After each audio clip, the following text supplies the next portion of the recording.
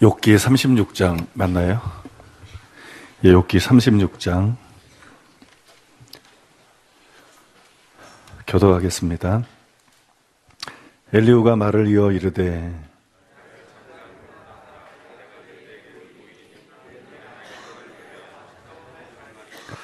내가 먼 데서 지식을 얻고 나를 지으신 이에게 의를 돌려 보내리라.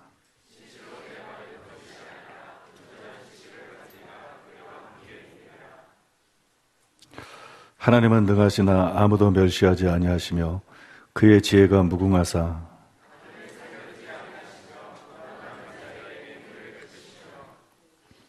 그의 눈은 의인에게서 떼지 아니하시고 그를 왕들과 함께 왕자에 앉히사 영원토록 존귀하게 하시며 그들의 소행과 악행과 자신들의 교만한 행위를 알게 하시고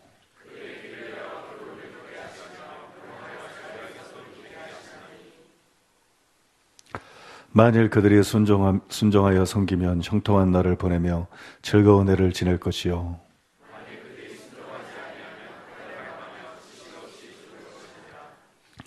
마음이 경건하지 아니한 자들은 분노를 쌓으며 하나님이 속박할지라도 도움을 구하지 아니하나니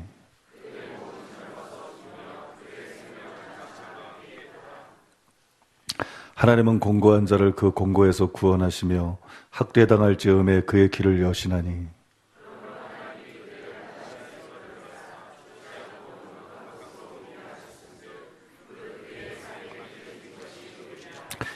이제는 악인의 받을 벌이 그대에게 가득하였고 심판과 정의가 그대를 잡았나니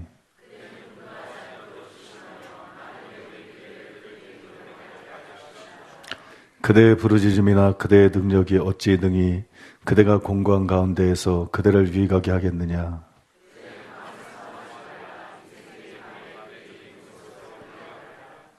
삼가 악으로 치우치지 말라. 그대가 환난보다 이것을 택하였느니라.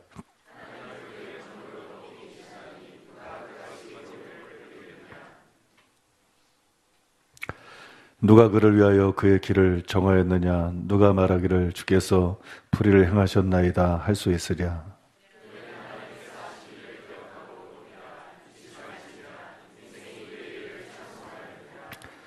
그의 일을 모든 사람이 우러러보나니 먼 데서도 보느니라.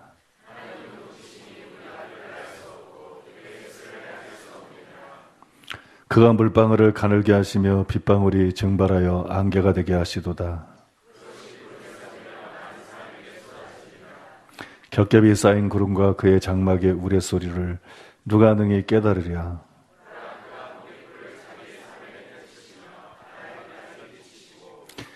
이런 것들로 만민을 심판하시며 음식을 풍성하게 주시느니라.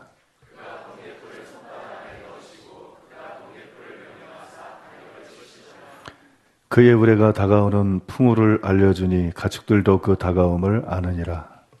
아멘.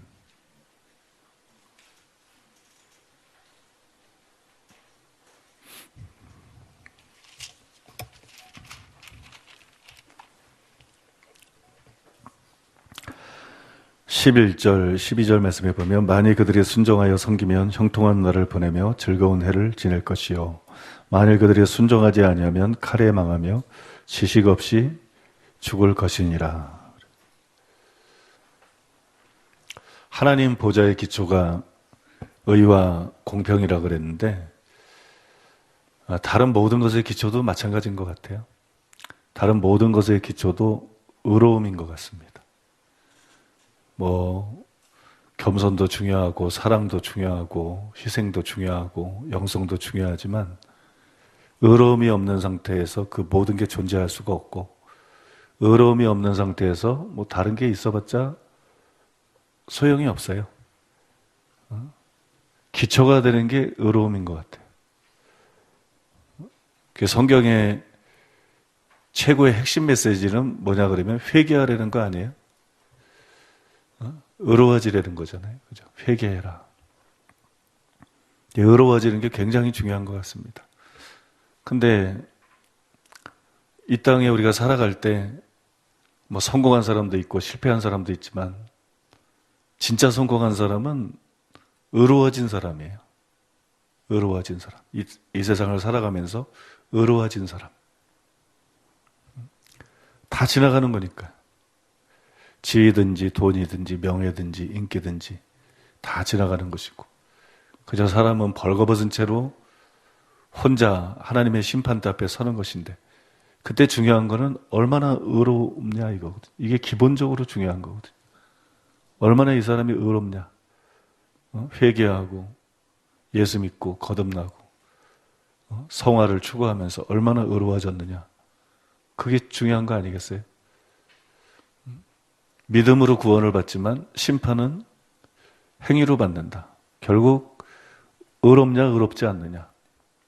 그 사람이 가진 의가 서기관과 바리새인 같은 종교적이고 외식적인 의냐, 아니면 서기관과 바리새인보다 나은 행동뿐만 아니라 그 마음과 생각으로부터 하나님의 법을 따르고 하나님의 말씀을 지키는 참된 의냐, 진정한 의냐, 그것에 의해서 천국도 가고 지옥도 가는 것이고.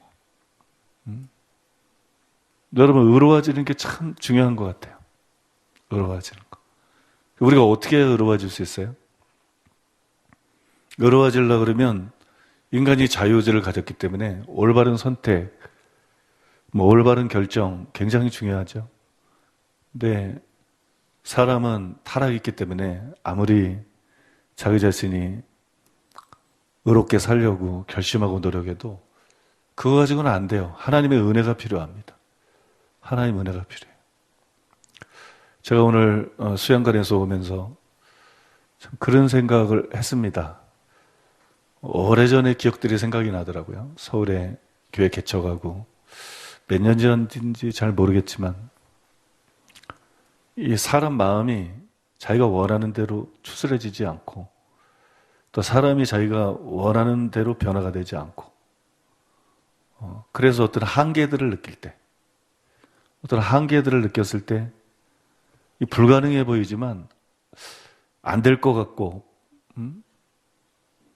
그런 마음속에 절망감이 들지만 그냥 하나님을 의지하고 기도하는 거예요. 안 될 것 같은데 하나님을 의지하고 기도하는 거예요. 하나님, 내가 이렇게 변화되기를 원합니다. 내가 이런 사람으로 변화되기를 원합니다.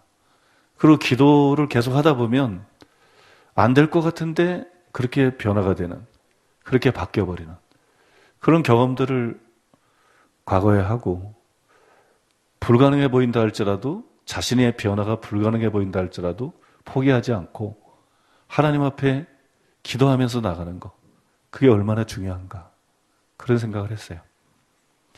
근데 요즘에도 주님의 은혜 속에서 근래에 제 자신 속에서 굉장히 많은 변화들이 있었는데, 긍정적인 좋은 변화들이 많이 있었는데, 그런 변화들을 경험하면서 내가 근래 또 한계를 느끼는 거, 한계를 느끼는 부분이 뭐냐면 용서예요. 용서.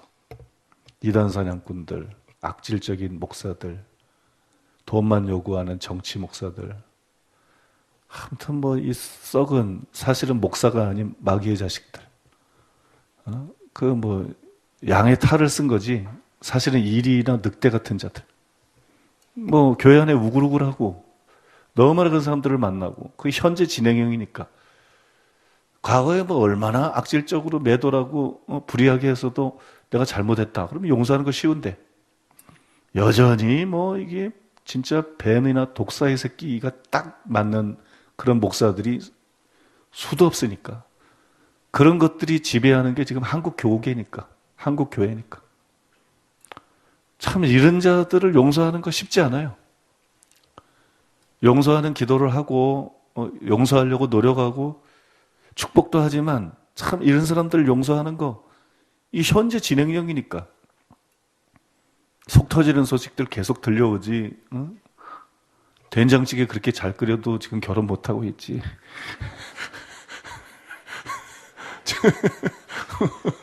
우리 교회 이단이라고.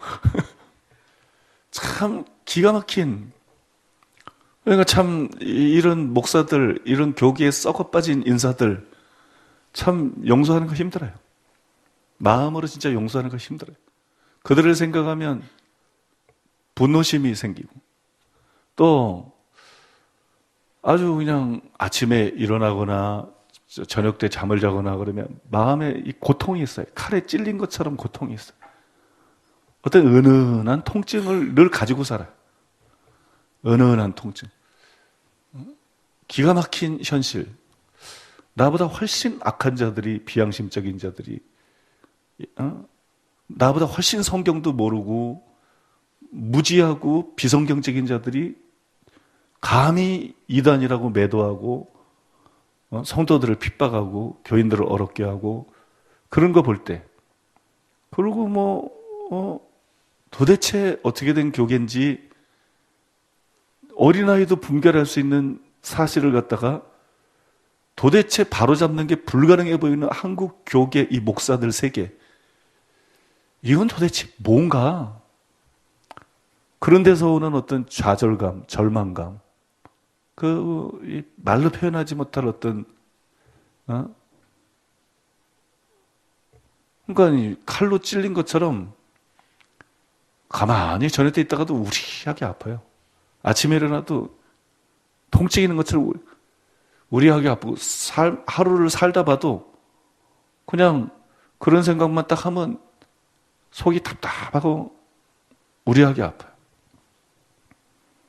늘 거기에 대한 어떤 통증을 가지고 사는 것 같아요.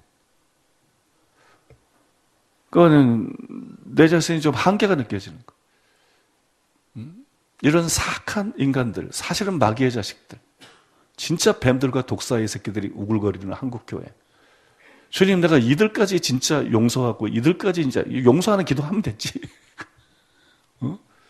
축복하면 됐지. 이걸 어떻게 이런 사람들을 내가 마음으로 진심으로 용서하고 내가 사랑할 수가 있습니까? 나는 솔직히 주님 한계를 느낍니다. 한계를. 어떻게 이 인간 같지 않은 것들을, 이 벌레 같은 것들을, 쓰레기 같은 것들을 내가 진실로 온 마음으로 용서하고 온 마음으로 축복하고 그들을 사랑할 수가 있습니까? 그래서 주님 왜 이런 걸 요구하십니까? 노력은 항상 하지만 어떤 한계를 느끼는, 어느 때는 된 것 같다가도 또 많은 불의한 소식들을 들으면 힘들어지고, 항상 현재 진앙여행이니까. 우리가 하나님 앞에 기도하는 거예요. 불가능할 것 같은데, 안 될 것 같은데, 주님께서 나의 다른 부분들도 변화시켜 줬으니까 이 부분도 변화시켜 주시옵소서. 제가 그렇게 변화되기를 원합니다. 그런데 어느 날 그렇게 이제 기도하다가 어느 날 하루 집에서 성경을 보는데, 성경을 보는데 갑자기 그런 생각이 드는 거예요. 주님이 나를 용서하셨는데 내가 누구를 용서하지 못하겠느냐. 다 알고 있는 내용이죠. 이론적으로. 주님이 날 용서했는데 내가 누군들 용서하지 못하겠느냐. 주님이 나를 용서할 때 잘못이니까 용서했지 잘못이 아닌데 용서한 게 아니고, 죄니까 용서했지 죄가 아닌데 용서한 거, 분명히 죄고 악이고 잘못인데 주님이 용서하신 것처럼. 그래, 목사들이 악하고 교계가 악하고 이단 사람들이 악하고 분명히 그들이 악하고 정말 잘못됐지만 주님이 나를 내가 잘못한 걸 용서한 것처럼 나도 진심으로 용서하자. 나도 그냥 무조건 악하든 말든 나도 무조건 용서하자. 그런 생각이 성경을 기도하는데 들어오는 거예요. 갑자기 그 생각이 평소하고는 다르게 이렇게 마음에 깊이 와닿으면서 들어오는 거예요. 그래서 그날은 이제 기도를 할 때 많더라고요. 하나씩 전부 기억하면서 내가 겪었던 불의한 목사들, 사악한 목사들, 돈 밝히는 목사들, 정치적인 비겁한 목사들, 양심이 죽은 자들, 한기총에서부터 막 교단 안에 대형교회 목사들 안에 무슨 천지더라고. 한국교회 사실은 돈벌레들인 언론인들, 또 소돔과 고모라 같은 물레동 주민들, 구청장, 공무원, 뭐 굉장히 많더라고요. 그냥 기억나는 대로 한 사람 한 사람을 전부 용서하고 막 전부 축복하고 그런 기도만 쭉 했어요. 근데 그날은 이상하게 마음이 편안하더라고요. 그날은 이상하게 마음이 편안하면서 그냥 용서하는 기도도. 그 이제 그 깨달음 때문인지 잘잘못을 초월하자. 잘잘못을 내가 잘못했는데 주님이 용서했으니까. 다른 사람들이 얼마나 잘못했든 그걸 초월하고 용서하고 축복하자. 그래서 기억나는 사람들을 전부 하나하나 축복하며 기도하는데 뭐 사람이 한 번 그랬다고 완벽해지는 건 아니지만 전과 비교했을 때 막 80%, 90% 정도 마음이 편안해지고 그렇더라고요. 그래서 이제 그 뒤로 이제 계속 기도할 때 여러 가지 기도하다가 이제 그 기도를 하는 거예요. 여러 가지 이제 기도하다가 꼭 주님 사랑하는 법을 배우게 하시되 원수와 핍박자까지 다 사랑할 수 있도록 다 용서하고 축복하고 그들을 위해 기도할 수 있는 사람이 될 수 있도록 주님 은혜를 베풀어 주시옵소서. 계속 기도를 하는데 전에는 그게 참 기도하면서도 안 믿어지고 기도하면서도 불가능하고 그랬는데 그게 막 되는 거예요. 내 속에서 쓴뿌리들을 다 제거해 주시고 그런 사람들에게 생긴 모든 쓴뿌리들을 제거해 주시고 그들을 다 용서할 수 있게 달라고. 근데 그게 되는 거예요.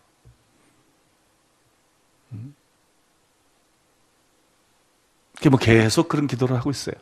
계속 이제 그런 기도를 하고 있는데 전에는 그걸 실천하지 못하면서 그런 기도를 하는데 이제는 그걸 실천하면서 더 완전해지게 해달라고. 더 완전해지고 더 견고해지게 해주시옵소서. 그러면서 이제 그런 기도를 합니다. 오늘은 이제 또 오면서 희망이 생겼어요. 오늘도 이제 오면서 수양관에서 아침에 일어나서 성경을 봤는데 그 말씀이 나에게 굉장히 깊이 와닿는 거예요. 예수님에 대해서 말하기를 이 사람의 이 지혜와 능력이 어디서 났느냐? 목수 아들 아니냐? 우리 아버지도 목수인데. 그래서 그 직업을 제가 좋아했는데 예수님이 목수 아들이었기 때문에.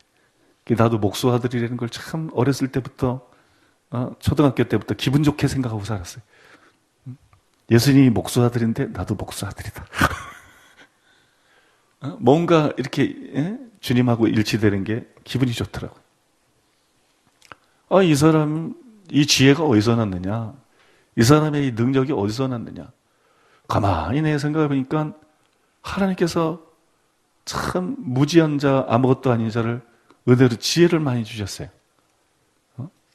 책을 쓰는 것도 설교하는 것도 하나님이 지혜 주셔서 하는 것이고 요즘 즉흥설교란다. 요즘 산행일기 안 읽어본 분들은 참 읽으셔요. 카페의 산행일기. 그 산행일기가 지금 요새 장안의 화제입니다. 요새 산행일기가 지난주도 산행일기를 2개를 썼는데 지금 그 산에서 티라노사우루스를 만나다 그때부터 막 이 돌파가 일어나기 시작해가지고 꼬리말이 막 그때부터 700개 이상 막 티라노사우루스는 800개 이상 그때부터 막 돌파가 일어나서 내가 티라노사우루스를 만나다 그 산행일기를 쓰고 난 다음에 좌절감에 빠진 거예요. 이 이상의 산행일기는 없다.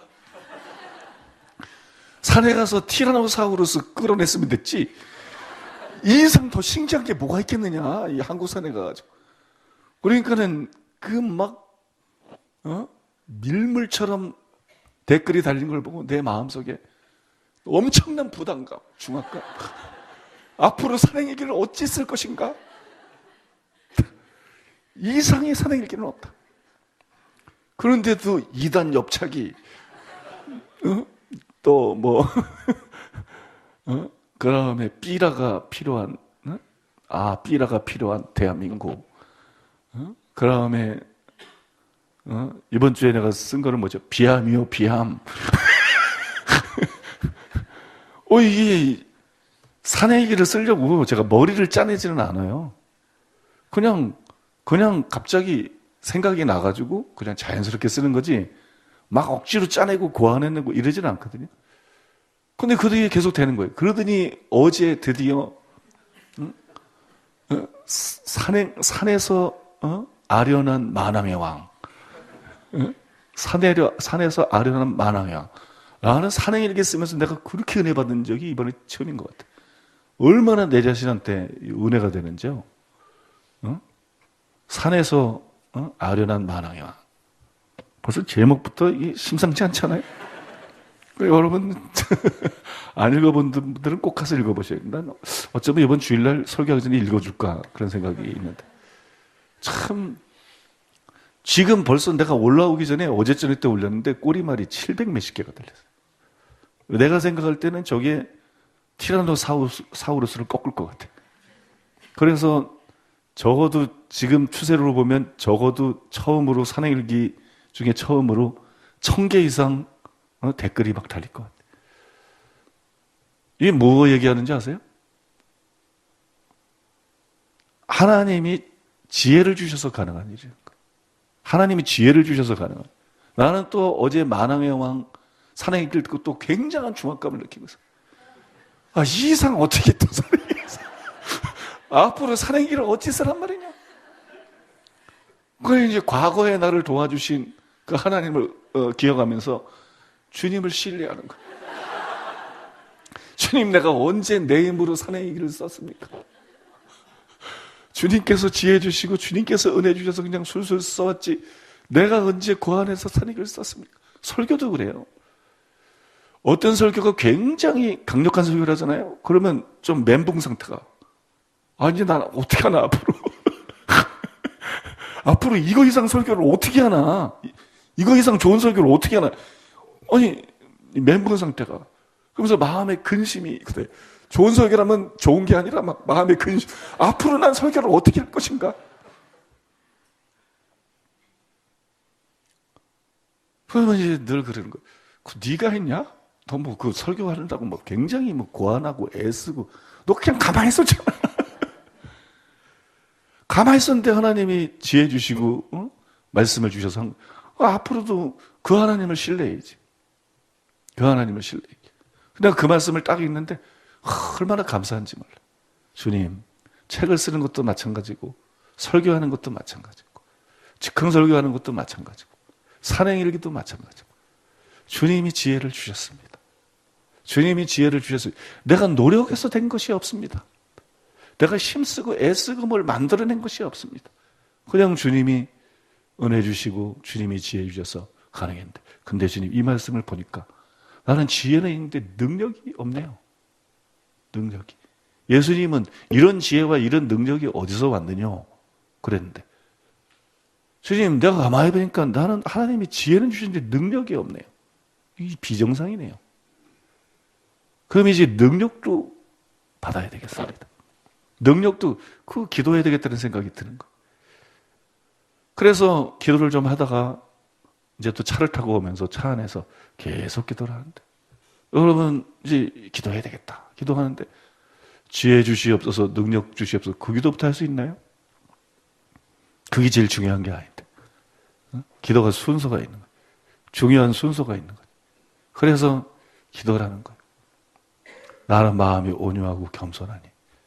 예수님이 말씀했는데, 주님 제가 온유한 사람이 되게 해주시옵소서, 겸손한 사람이 되게 해주시옵소서. 주님이 나를 거룩하게 하셨는데 거룩함에 있어서 온전한 자가 되게 해주시옵소서. 거룩함에서 온전한 자가 되게, 사랑하는 법을 배우게 하시고 원수와 핍박자에 대해서도 이제 편안한 마음을 주셨는데, 이제 그런 통증들은 거의 없어요. 편안한 마음을 주셨는데 내가 원수와 핍박자까지 정말 용서하고 사랑하고 축복하고 기도하는 삶을 살아갈 수 있게 하여 주시옵소서. 여러분, 늘 내가 하나님께서 말씀의 은혜를 주셨지만 내 자신이 부족하다고 생각했던 거, 하나님, 내가 하나님을 깊이 사랑하고 하나님을 사모하고 갈망하고 사슴이 시냇물을 찾기에 갈급한 것처럼 내 영혼이 주를 찾기에 갈망하고 갈급하고 내게 주의 영광을 보이시고 주의 아름다움을 보이시고 정말 주님을 사랑하고 정말 주님을 사모하는 신부의 영성을 가진 사람이 되게 해주시옵소서. 하나님이 다른 걸 가능하게 해주시면 뭐든지 가능하게 하실 수 있다. 내게 어렵게 느껴지고 힘들게 느껴지는 것도 주님께 기도하면 주님이 모든 것을 바꿔놓을 수 있을 것이다. 그런 믿음을 가지고 주님, 내게 신부의 영성을 부어주시옵소서. 그러하며 주님, 나로 하여금 진정한 예배자가 되게 하소서. 온전히 주님을 경배하고 찬양하고 기뻐하면서 주님을 높여드리는 진정한 예배자, 다윗과 같은 예배자가 되게 하여 주시옵소서. 뭐 그런 기도 심취해서 쫙 하다 보니까 시간이 거의 다 가고 교회 거의 다 왔어.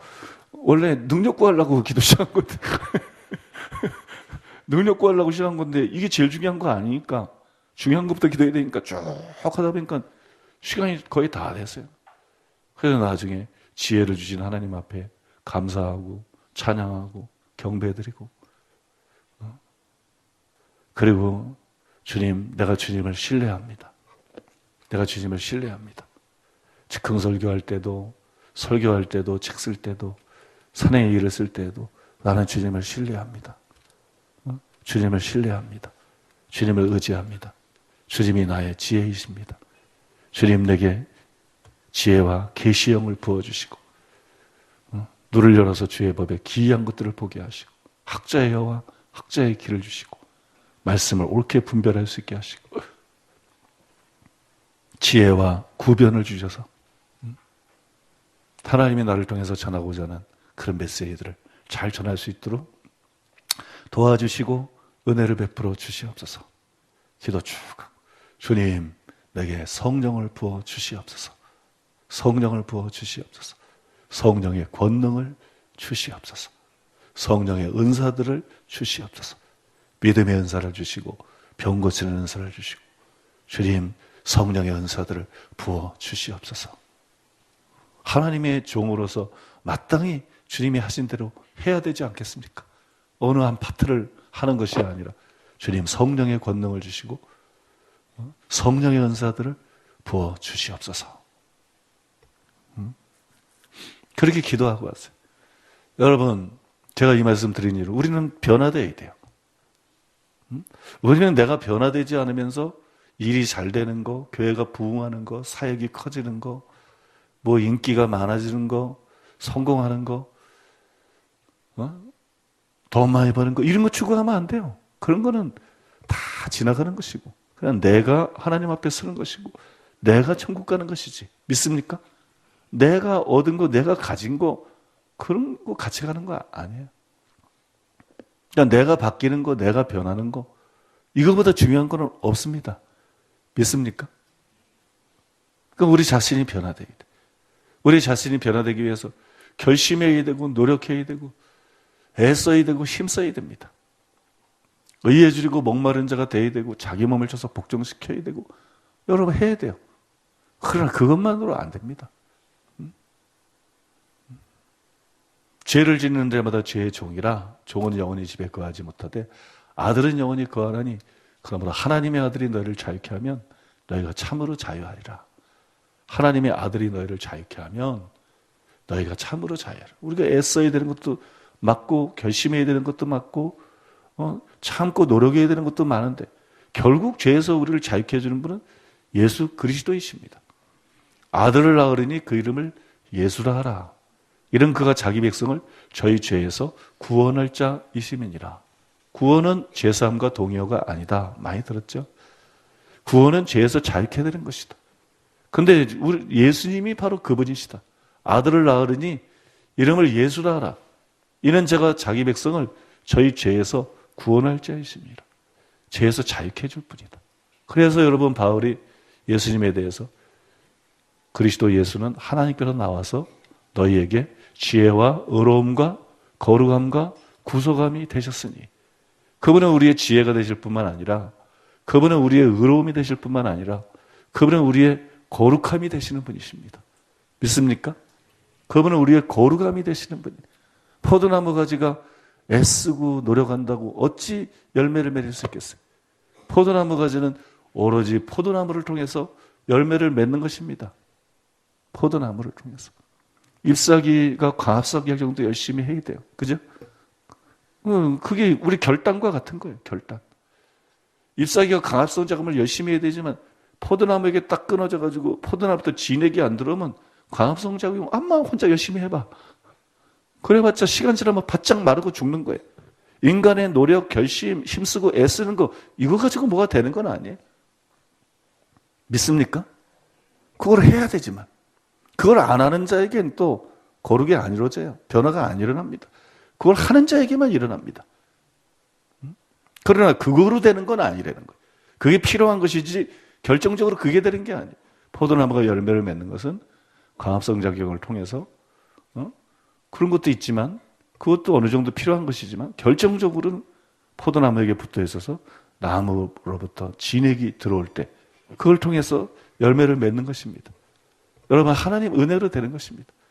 늘 말씀드리지만 내가 다른 사람보다 더 많이 수고했으나 내가 아니요 오직 나와 함께 하신 하나님의 은혜로다. 우리는 수고하고 애쓰고 노력해야 되지만 결국 우리를 변화시키는 것, 우리로 하여금 가치 있는 뭐가 되게 하는 것은 하나님의 은혜인 것입니다. 하나님의 은혜. 믿습니까? 오늘 제가 차를 타고 교회를 오면서도 참 제 마음속에 그런 마음이 있었어요. 어떤 마음이요? 은혜로다. 은혜로다. 모든 것이 하나님의 은혜다. 이걸 사람들에게 어떻게 알게 할까?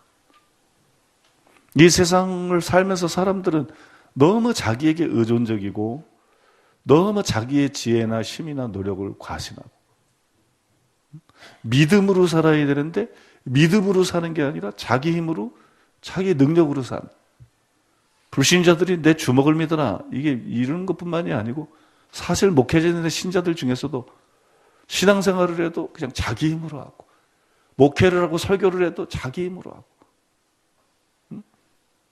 하나님의 은혜로 돼야 되는데 그런 게 너무 많아요. 그래서 바울이 뭐라 그랬어요? 우리의 자랑은 뭐냐? 육체의 지혜로 행하는 것이 아니라 하나님의 은혜로 행하는 것. 다른 사람들처럼 육체의 지혜로 행하는 게 아니라 하나님의 은혜로 행하는 것. 이게 우리의 자랑이다. 바울은 사역자라고. 오늘날 얼마나 많은 설교자들이 얼마나 많은 목회자들이 육체의 지혜로 설교하고 육체의 지혜로 목회하고 육체의 지혜로 사역해요. 그런 사람들이 한 8, 90% 정도는 된다고 봐요. 근데 여러분 하나님의 은혜로 행해야 되는 거. 모든 게 하나님의 은혜로 된다는 걸 정말 알아야 되는 거예요. 모든 근원이 하나님이라는 걸 정말 알아야 되는 거예요. 정말로 예수님이 우리의 지혜이시고 정말로 예수님이 우리의 의로움이시고 정말로 예수님이 우리의 거룩함이시고 정말로 예수님이 우리의 구속함이시다. 믿습니까? 예수님은 우리의 뿌리이시다. 예수님은 우리의 근원이시다. 예수님이 알파와 오메가이시다. 처음과 나중이요 시작과 끝인 분이다. 만물의 근원이 창조해 주신 그분에게 있었던 것처럼 또한 모든 것의 근원이 그분에게 있다. 우리 신앙생활과 사역에 있어서도 필요한 모든 것의 근원이 그분에게 있다. 그래서 믿음은 노력하는 게 아니고 믿음은 붙어있는 거예요. 붙어있는 거. 믿습니까? 뛰는 놈 위에 나는 놈이 있고 나는 놈 위에 붙어 다니는 놈이 있다. 그래서 붙어 다니는 놈이 제일 무섭다. 이 세상에서 제일 무서운 게 지혜 있다, 능력 있다, 뛰고 나는 사람들 많아, 뭐 똑똑하다, 잘났다. 아야 무식하고 가난하고 못나고 아무것도 없는 것 같아도 그냥 예수님께 딱 붙어 있는 사람, 이게 제일 무서운 사람이에요. 믿습니까? 예수님께 찰거머리처럼 딱 붙어 있는 사람. 그래서 예수님이 자기의 지혜가 돼버리고 예수님이 자기의 의로움이 돼버리고 예수님이 자기의 거룩함이 돼버리고, 예수님이 자기의 구속함이 돼버리고, 예수님이 자기의 전부가 되는, 믿습니까? 예수님이 그 안에서 사시고, 예수님이 그를 사용하시고, 예수님이 그를 통해서 나타나는, 이 사람들보다 무서운 사람이 없어요. 이 세상을 부끄럽게 할 수 있는 사람들입니다. 세상이 감당하지 못할 사람들입니다. 세상을 이길 사람들입니다. 여러분은 지금 누구에게 붙어 있습니까? 자기에게 붙어 있으면 안 돼요. 예수님께 붙어 있는 사람 되시기 바랍니다. 기도를 해도 그냥 내가 주님께 붙어 있으면서 기도를 해야지, 내가 주님께 붙어 있으면서 기도를 해야지, 그냥 종교적으로 이것도 해주셔서 저것도 해주셔서 그래봤자 변화가 안 됩니다. 내가 정말 주님을 의지하고, 내 노력으로, 내 힘으로, 내 결심으로 수고하고 애써도 안 되지만, 몸부림쳐도 안 되지만, 예수님을 믿고 의지하고 예수님이 근원인 줄 알고 예수님이 나를 변화시키는 걸 진짜로 알고 그분에게 맡기면서 그분을 신뢰하고 그분을 의지하면서 기도할 때, 우리가 기도하다 보면 그냥 자기도 모르게 바뀌는 거예요. 자기도 모르게. 기도하다 보면 자기도 모르게 주님이 우리를 진짜로 바꿔주시는 거예요. 믿습니까? 그렇지. 그냥 나를 이렇게 변화시켜 주시옵소서, 나를 저렇게 변화시켜 주시옵소서, 그래봤자 안 바뀝니다. 주님이 모든 것의 근원인 것을 알고 주님을 믿고 의지하는 여러분 되시기 바랍니다. 주님을 믿고 의지하는 분. 그리고 여러분 기억하세요. 여러분은 다 변화될 수 있습니다. 여러분은 다 바뀔 수 있습니까? 자기의 약점이 있습니까? 자기의 어떤 한계가 있습니까? 나로서는 이 부분이 변화되는 건 불가능해, 이걸 뛰어넘는 건 불가능해. 그건 여러분 생각입니다. 불가능한 건 아무것도 없습니다. 내가 나의 의로움이 되거나 내가 나의 거룩함이 되는 것이 아니고 예수님이 우리의 의로움이 되시기 때문에, 예수님이 우리의 거룩함이 되시기 때문에, 예수님이 우리를 죄에서 구원하는 분이 되시고 예수님이 우리를 자유케 하시는 분이 되시기 때문에, 믿습니까? 불가능한 건 아무것도 없어요. 주님께 불가능한 건 아무것도 없어요. 여러분들이 변화될 수 있다는 것을 믿으십시오. 여러분들이 변화되고 싶어하는 그런 분야들, 또 여러분이 변화되고 싶어하는 수준만큼 여러분들이 변화될 수 있다는 것을 믿으십시오. 여러분들이 변화될 수 있다는 것을 믿으세요. 근데 그건 여러분 힘으로 되는 것이 아니라 은혜로 되는 것입니다. 그거는 예수님으로 되는 것입니다. 그래서 예수님을 바라보십시오. 예수님을 편안하게 의지하십시오. 힘 빼세요. 힘 빼요. 힘쓰고 애쓴다고 되는 게 아니에요. 예수님을 편안하게 의지하십시오. 그분을 의지하고 예수님께 여러분의 마음을 아뢰십시오. 주님, 나는 이런 부분에 한계를 느낍니다. 주님, 내 노력하고 애쓰고 힘써봤지만 안 됩니다. 그러나 나는 주님을 믿습니다. 구원자이신 주님의 구원하는 능력을 믿습니다. 자유케 하시는 주님의 자유케 하는 능력을 내가 믿습니다. 믿습니까? 주님, 내가 주님을 믿습니다. 나는 나의 구원자 되시는 주님을 믿습니다. 나는 나의 왕이 되시는 주님을 믿습니다. 믿어 순종케 하나니, 믿고 거룩한 자들 가운데 기업을 얻게 하리라. 너희가 세상을 대저 하나님께서 난 자마다 세상을 이기느니라. 세상을 이긴 이김이 것이 너희의 믿음이니라. 너희의 믿음이니라. 예수께서 그리스도이심을 믿는 자가 아니면 세상을 이기는 자가 누구뇨? 믿음이 없이는 하나님을 기쁘시게 못하나니. 에녹은 옮기기 전에 하나님을 기쁘시게 하는 자는 증거를 얻었느니라. 에녹이 하나님과 완전히 동행하는 삶을 살았어요. 에녹이 완전성화된 사람이었어요. 완전성화되어서 죄짓지 않고 하나님과 완전히 동행하는 삶을 살다가 죽음을 보지 않고 하늘로 올린 사람이 에녹이에요. 근데 에녹의 삶의 비결을 히브리서 기자가 말합니다. 에녹의 삶의 비결을 히브리서 기자가 말하기를 믿음이 없이는 기쁘시게 못하나니. 에녹이 믿음으로 말미암아 옮기기 전에 하나님을 기쁘시게 하는 자는 증거를 얻었느니라. 에녹이 결심하고 노력하고 율법적인 노력으로 거기 이른 게 아니에요. 애쓰고 힘썼겠지만, 결단했겠지만, 그거로 거기에 이른 게 아니라 주님을 믿는 믿음으로 그렇게 변화된 것입니다. 믿습니까? 주님을 믿는 믿음으로. 뭐 종말론에 심취되어 있는 사람들 보면 예수님이 언제 오실 것이다. 예수님이 얼마 안 남았다. 근데 완전히 거룩하지 않으면 천국 못 간다. 그래서 완전히 정결해져야 된다. 완전히 거룩해져야 된다. 어떻게 살아야 된다. 호들갑을 떠는데 나는 참 취지는 좋지만 한 가지 좀 우려스러운 것은 너무 율법적이다. 너무 율법적이다. 그렇게 너무 율법적이면 안 돼. 그렇게 호들갑 떤다고 되는 게 아니야. 주님을 진득하게 믿고, 믿습니까? 주님을 진득하게 믿고 주님의 은혜로 되는 거지.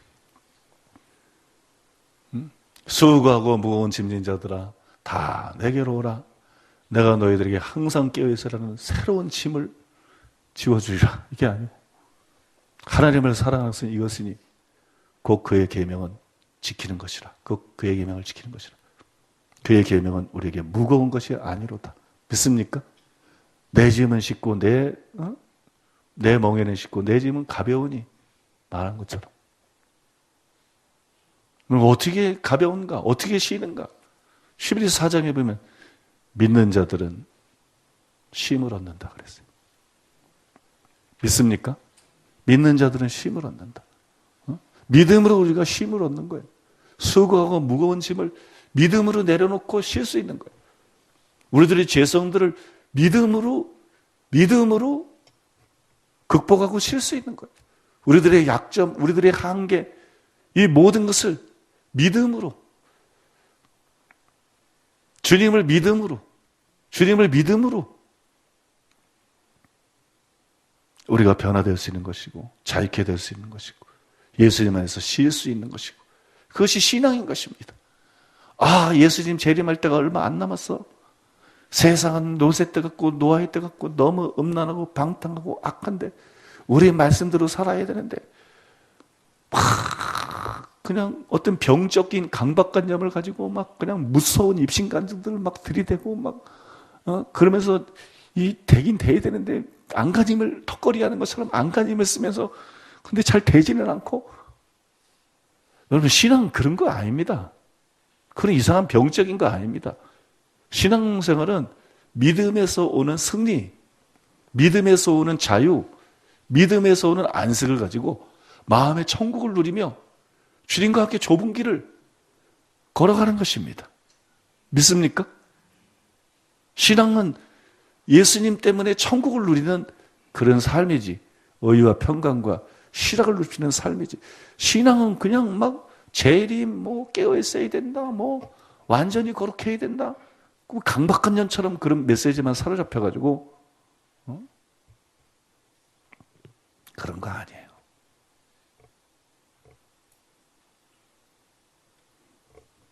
좀 다른 얘기인지 모르겠습니다만 자꾸 666 바라보고 적그리스도 바라보고 대환란 바라보지 말고 우리의 지혜 되시고 우리의 의로움 되시고 우리의 거룩함 되시고 우리의 구속함이 되시는 예수님을 바라보세요.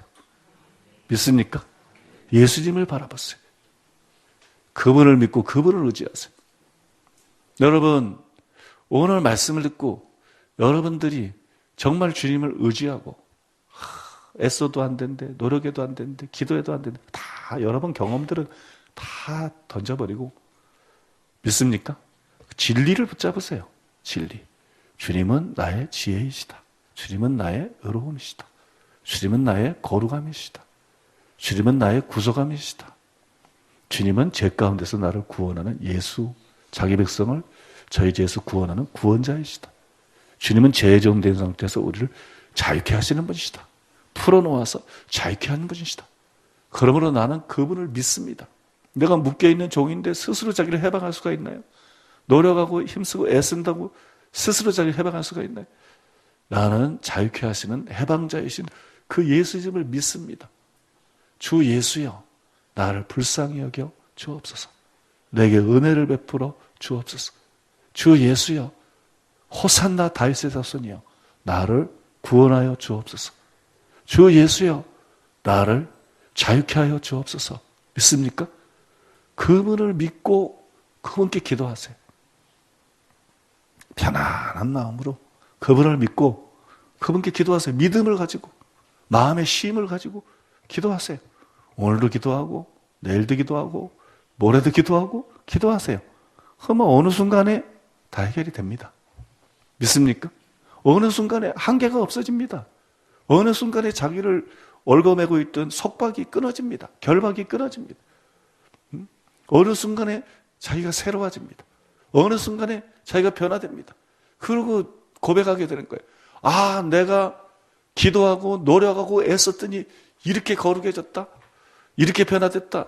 너희 거룩하지 않은 자들아. 바리새인들처럼. 너희 사랑하지 않는 자들아. 나를 봐라.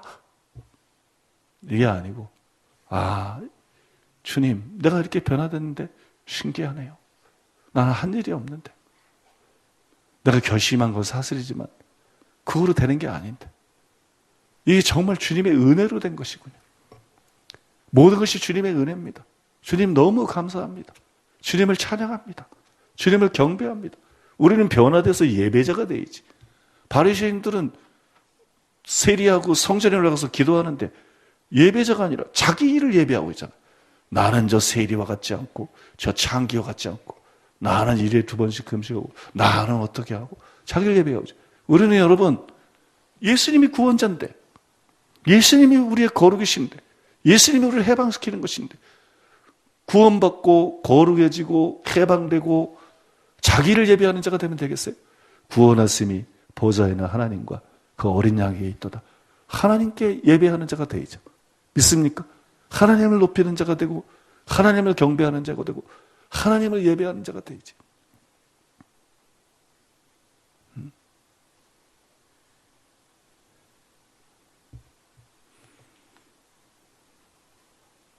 나는 이 시대에 왜 이렇게 진정한 겸손, 진정한 예배를 찾아볼 수가 없느냐. 금미등교회 특징, 금미등교회 특징 중에 하나가 뭐냐면 임재입니다. 임재. 우리도 부족하고 갈 길이 멀지만 그래도 금미등교회 특징 중에 하나는 임재예요. 그 임재가 왜 있느냐? 임재는요, 겸손한 데 있는 거예요. 하나님은 높고 거룩한 데 거하고 낮고 마음이 겸손한 자, 애통하는 자에게 임하신다. 또 임재는 찬양과 경배 가운데 있는 것. 이스라엘의 찬송 중에 거하시는 주여, 주는 거룩하니이다. 그 믿음 교회는 진짜로 하나님을 찬양하고 경배한다고. 설교자도 치유사역자도 찬양사역자들도 전부 진짜 하나님, 그래서 하나님의 임재가 있는 거예요. 그런데 다른 교회는 사실 큰 믿음 교회에서 느낄 수 있는 이런 임재가 없는 교회들이 거의 다수죠. 그리고 임재가 있는 교회들은 사실 소수밖에 없어요. 별로 임재를 못 느끼는 교회들이 절대 다수입니다. 이게 왜 그러냐? 목회자나 신자나 너무 율법주의적이다. 오직 믿음을 말하면서도 사실상은 율법주의다. 하나님의 은혜로 되지 않았다는 거예요. 근본적으로 하나님을 의지하지 않았기 때문에 겸손히 주님을 바라보지 않았기 때문에 근본적으로 하나님 은혜로 안 됐어요. 근데 자기 양심이 알아. 이건 내가 한 거지. 설교도 내가 열심히 준비한 거고 내가 깨달은 거고 내가 열심히 목회한 거고 내가 신앙생활하고 내가 성경 공부하고 이건 내가 한 거지. 그러니까는 흉내를 내는 거지 진짜 하나님을 높여드리지 않고 진짜 하나님께 영광 돌리지 않고 다윗 바울의 고백도 흉내만 내는 거지 나의 나 된 것은 은혜로 된 것이라 성경에 나오는 답이니까 그 컨닝해가지고 영적으로 컨닝해서 그 뭐 비슷한 말하고 있는 거지 진짜 자기 마음은 바울하고 딴판이에요. 완전히 딴판이에요. 그래서 임재가 나는 없는 거라고 생각해. 다수의 교회들 안에 임재가 없다. 이가복 교회처럼 겉멋만 번듯하고 목사만 그냥 잘난 사람이 똑똑한 사람, 뭐 잘생긴 사람, 뭐 영어 잘하는 사람 앉혀있고 설교 잘하는 사람, 말 잘하는 사람 사회적으로 성공해서 반듯반듯한 옷 입고 앉아들어 그런다고 그게 진짜 교회입니까? 겸손은 흉내낸다고 되는 게 아니다. 진정한 예배도 흉내낸다고 되는 게 아니다. 처음부터 하나님을 의지하고 진짜 하나님 은혜로 됐어야 그걸 자기 양심이 알고 그걸 자기 영이 알아야 진짜 하나님을 예배하게 되고 진짜 하나님께 영광 돌리게 되고 진짜 은혜가 뭔지를 알고 감사하게 되는 거죠. 그곳에 하나님의 임재가 있고 그곳에 하나님의 은혜가 있는 것이죠. 믿습니까? 하나님 앞에 여러분의 노력을 드리려고 그러지 마세요. 여러분의 노력이라는 재물을 드리려고 그러지 마세요. 노력하지 말라는 말하고 다른 거예요. 하나님 앞에 여러분의 노력이라는 재물을 드리려고 그러지 마세요. 가인이 그랬던 거 아니에요? 자기의 노력이라는 재물을 드린 거예요. 농사하는 게 힘든 일이죠. 농사하는 일이 세상에서 제일 힘든 일 중에 하나입니다. 땅 하면 땅 파는 거, 땀 흘려서 땅 파고, 잡초 뽑아주고, 거름 주고. 여러분, 농사하는 일이 얼마나 힘든 일이에요. 농군들 보세요. 자기 나이보다 한 10년, 20년은 다 늙어 보여. 농사 힘든 일이에요. 자기 노력의 재물을 드리는 거예요. 그 어린 양을 탁 드리는 거. 그 피를 의지하는 거. 이건 자기 재물이 아니에요. 은혜지. 하나님이 우리에게 요구하는 것은 하나님께 받은 은혜를 하나님께 올려드리는 걸 원하는 겁니다. 하나님께 받은 은혜를 올려드리는 거. 하나님께 받은 은혜로 내가 변화돼. 내가 노력하고 변화돼서 이걸 하나님이 원하는 게 아니고 하나님의 은혜를 내가 받아들여서 힘써도 안 되고 애써도 안 되고 그런데 하나님의 은혜로 내가 변화된 거. 그래서 하나님, 이 모든 것이 하나님의 은혜입니다. 주님 감사합니다. 주님 찬양합니다. 주님 경배드립니다. 믿습니까? 입이 아니라 몸이 아니라 그의 마음, 그의 양심, 그의 영으로 주님 이것이 하나님의 은혜입니다. 생각할수록 주님 너무 감사합니다. 생각할수록 주님 너무 감사합니다. 찬양합니다. 경배합니다. 이번에 어제 제가 올리고 온 산에서 만난 만왕의 왕. 거기 보면 제가 댓글을 많이 달았어요. 지금 댓글이 700 몇십 개가 달렸다 그랬는데 그 중에 내가 모르겠는데 한 50개 이상은 내가 단 것 같아. 여러분 거기다 댓글을 다는데 왜 이렇게 댓글을 많이 다느냐? 댓글 많이 달게 유도하는 게 아니고 여러분 사람들이 하나님을 찬양하고 경배할 때마다 진심으로 하나님을 같이 찬양하고 경배하는 거. 진심으로 하나님을 같이 찬양하고 경배하고 주님을 높여드리는 거예요. 여러분 뭐 많은 얘기를 했는데요. 편안하게 많은 얘기를 했는데 인생은 결국 예배자가 되는 겁니다. 인생은 결국 예배자가 되는 거예요. 이 땅에서 열심히 복음도 전하고 기도도 하고 능력도 받고 사역도 하고 말씀대로도 살고 뭐 이제 천국 가면 예배하는 겁니다. 요한계시록 4장, 5장 뭐 이런 나온 것처럼 천국 가면 예배하는 겁니다. 믿습니까? 인생은 결국 예배야. 24장로가 머리에 면류관을 쓰고 앉아있다가 그 면류관을 보좌에 들이면서 경배하고 예배하는 것처럼 결국 인간의 완성은 어디에 있느냐? 인간의 완성은 어디 있느냐? 예배자가 되는 데 있는 거예요. 예배자. 믿습니까? 우리는 반드시 궁극적으로 예배자가 돼야 돼. 큰 교회 목사, 뭐 사도, 선지자, 뭐 설교자, 뭐 선교사 이런 거로 뭐 능력 있는 종 이런 거로 돼서 인생 끝나면 그거 진짜로 종치는 거야. 하나님 앞에 가서 뭔 얘기 들을지도 모르고 천국 가도 뭐 그렇게 별 신통치 않아요. 우리는 여러분 예배자가 돼야 돼요. 믿습니까? 궁극적으로 예배자가 돼야 돼요. 예배자가 돼야 돼요. 예배자. 진짜 구원받은 사람, 진짜 은혜 받은 사람, 진짜 변화된 사람, 진짜 제대로 주님께 쓰임받는 사람의 마음에는 예배의 영이 있습니다. 왜냐면 예배할 수밖에 없어. 노래를 잘 부르든 못 부르든 그거는 둘째야. 그냥 예배할 수밖에 없어. 모든 게 하나님 은혜인 걸 아니까. 구원받았어도 하나님의 은혜고 회개했어도 하나님 은혜고 너무 감사하고 믿었어도 하나님 은혜고 너무 감사하고 거듭났어도 하나님 은혜고 너무 감사하고 그죠? 예수님을 사랑해도 하나님 은혜고 너무 감사하고 말씀을 깨달았어도 하나님 은혜고 너무 감사하고 병을 고쳐서도 하나님 은혜고 너무 감사하고 예언을 잘해도 하나님 은혜고 너무 감사하고 교회가 부흥해도 하나님 은혜고 너무 감사하고 물질적으로 받아도 축복을 받아도 하나님 은혜고 너무 감사하고 믿습니까? 우리 밤새도록 해도 돼. 하나님 은혜고 너무 감사하고, 하나님 은혜고 너무 감사하고. 이게 진짜들은 안다고요. 자기 영으로, 영에서 그게 이렇게 샘물처럼 새롭게 솟아나온다고. 하나님 은혜다. 내가 말씀 연사 받은 게 어릴 때부터 있는데 난 지금도 샘물처럼 그 감사가 솟아나요. 하나님의 은혜입니다. 주님, 내가 설교하는 거 하나님 은혜입니다. 주님, 내가 책 쓰는 거 하나님 은혜입니다. 주님, 내가 목회하는 거 하나님 은혜입니다. 주님, 내가 산행일기 쓰는 거 하나님 은혜입니다. 믿습니까? 하나님 은혜입니다. 그래서 진짜는 예배자가 될 수밖에 없어요. 진짜 신자는 궁극적으로 예배자가 됩니다. 진짜 사도, 진짜 선지자, 진짜 복음 전하는 자, 진짜 목사, 진짜 교사 다 예배자가 됩니다. 믿습니까? 여러분 믿습니까? 여러분들이 진짜 왕입니까? 사회적으로 다윗처럼 예배자가 됩니다. 여러분들이 진짜 진짜 사회적으로 성공한 대단한 사람입니까? 다니엘 보십시오. 다니엘처럼 예배자가 됩니다. 하루에 3번씩 기도하고 감사하였더라. 예배자가 됩니다. 믿습니까? 여러분들이 진짜 사도고 선지자입니까? 채찍에 맞고 감옥에 갇혀서도 하나님을 찬양했던 바울과 실라처럼 여러분은 예배자가 됩니다. 여러분 모두 예배자가 됩니다.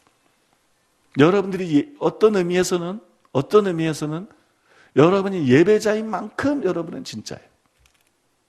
여러분들이 설교 잘하는 만큼, 예언 잘하는 만큼, 병 잘 고치는 만큼, 사역 잘하는 만큼이 아니에요. 봉사하는 만큼에 여러분들이 감사하는 만큼, 여러분들이 예수님을 높여드리는 만큼, 여러분들이 예배하는 만큼 여러분은 진짜입니다. 그렇지 않은 만큼 여러분은 가짜입니다. 예수님께서 자기를 높이는 자는 낮아질 것이요 자기를 낮추는 자는 높아질 것이다. 예배라는 것은 자기를 전혀 높이지 않는 겁니다. 예배라는 건 그런 겁니다. 예배라는 것은 자기를 헛되이 나를 경배하는도다. 그게 바리새인들이 한 거죠. 실제로는 자기를 높이면서. 예배라는 것은 자기를 전혀 높이지 않는 것. 예배라는 것은 오직 자기에게 은혜를 베푸신 자기를 자기 되게 한 하나님만 온전히 높여드리는 것입니다. 하나님만 온전히 높여드리는, 자기를 높이고 기뻐하는 것이 아니라, 자기를 높이고 돋보이고 인정받고 기뻐하는 것이 아니라 하나님을 높여드리는 가운데서 오는 자유, 하나님을 높여드리는 가운데서 오는 기쁨, 온전히 하나님을 높여드리는 가운데서는 평강, 그거를 느끼고 즐거워하는 것입니다. 그것이 천국의 기쁨의 진수 중에 하나입니다. 천국의 기쁨의 진수 중에 하나. 온전히 하나님만 높여드리면서 오는 자유와 기쁨과 실학. 믿습니까? 여러분, 오늘 말씀을 통해서 주님을 신뢰하고 주님께 기도함으로 주의 은혜로 변화되시고 주님의 은혜로 충분히 변화되시고, 그리고 절대로 그 뒤로 바리새인처럼 자기를 예배하는 자가 되지 말고 자기를 전혀 높이지 않고 모든 것이 하나님의 은혜인 걸 알고 주님만 높이고 주님만 경배하고 주님만 찬양하는 진정한 예배자. 믿습니까? 진정한 예배자로 변화되는 여러분들이 다 되시기를 예수님의 이름으로 축복합니다. 그런데 여러분들이 그냥 나는 진정한 예배자가 되어지고 예배만 하면 안 돼. 변화가 돼야 돼. 변화가. 하나님은 악인의 제사를 기뻐하지 않아요. 하나님은 의인의 제사를 기뻐하시지. 믿습니까? 먼저 여러분들이 변화가 돼야 돼. 그래서 여러분 하나님 앞에 기도로 나가시기를 바랍니다. 하나님을 신뢰하고 기도로 나가시기 바랍니다. 구원자이신 그분, 우리의 거룩함이 되시는 그분, 우리를 자유케 하시는 그분이 여러분들을 자유케 하고 변화시킬 것입니다. 그리고 하나님 앞에 예배하는 예배자들이 되시기를 바랍니다. 각자 기도하겠습니다.